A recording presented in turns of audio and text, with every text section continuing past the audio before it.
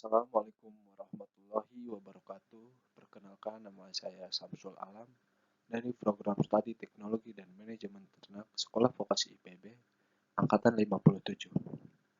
Pada kesempatan kali ini saya akan sedikit menjelaskan tentang konstitusi.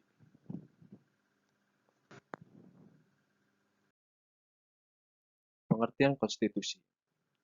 Konstitusi adalah sebuah norma dalam suatu sistem politik negara dan hukum yang dibentuk oleh pemerintah negara yang dimodifikasikan sebagai sebuah dokumen tertulis. Hukum dalam konstitusi tidak mengatur hal yang sifatnya rinci, namun hanya menjabarkan beberapa prinsip yang menjadi dasar bagi peraturan lainnya. Konstitusi memuat suatu aturan dan prinsip dari sebuah entitas politik dan hukum, di mana istilah konstitusi ini merujuk untuk menetapkan konstitusi nasional sebagai prinsip dasar dalam politik, prinsip dasar hukum, prosedur, wewenang, dan kewajiban. Pemerintah negara pada umumnya, di mana konstitusi pada umumnya merujuk pada penjaminan hak terhadap warga negaranya. Pengertian konstitusi menurut para ahli. Menurut Herman Heller, konstitusi mempunyai arti luas daripada undang-undang dasar. Konstitusi tidak hanya bersifat yuridis, tetapi juga sosiologis dan politis. Menurut L.J. van Aveldorn, konstitusi membuat baik peraturan tertulis maupun peraturan tidak tertulis. Kedudukan konstitusi sebagai hukum dasar. Hal ini dikarenakan dalam konstitusi terdapat aturan-aturan pokok mengenai penyelenggaraan negara sebagai suatu badan dan lembaga pemerintah yang memberikan kekuasaan serta adanya suatu bentuk dan prosedur penggunaan kekuasaan tersebut kepada badan-badan pemerintahan. Sebagai hukum tertinggi. Hal ini dikarenakan konstitusi mempunyai kedudukan lebih tinggi dibandingkan peraturan-peraturan lainnya yang ada dalam ketatanegaraan. Maka dari itu, aturan yang tingkatnya berada di bawah konstitusi tidak akan dan tidak boleh bertentangan dan tentunya tetap harus disesuaikan dengan aturan yang ada dalam konstitusi. Pemerintahan baru yang terbentuk sebagai hasil dari revolusi ini terkadang membuat suatu konstitusi atau undang-undang dasar yang kemudian mendapat persetujuan dari rakyat. Secara evolusi, konstitusi dapat berubah secara berangsur-angsur, yang menimbulkan konstitusi baru, di mana konstitusi lama nantinya tidak akan berlaku lagi. Keterkaitan dasar negara dengan konstitusi nampak pada adanya gagasan dasar, cita-cita, dan tujuan dari negara, yang tertuang dalam pembukaan konstitusi suatu negara. Di Indonesia, hal ini tercantum dalam pembukaan Undang-Undang Dasar Negara Republik Indonesia tahun 1945. Jenis-jenis konstitusi. Konstitusi tertulis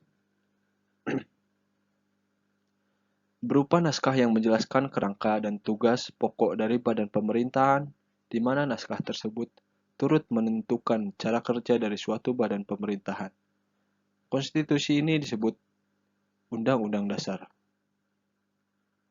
Konstitusi tidak tertulis berupa suatu aturan tapi tidak tertulis yang ada dan senantiasa dipelihara dalam praktik penyelenggaraan sistem kenegaraan. Konstitusi jenis ini biasanya disebut sebagai konvensi.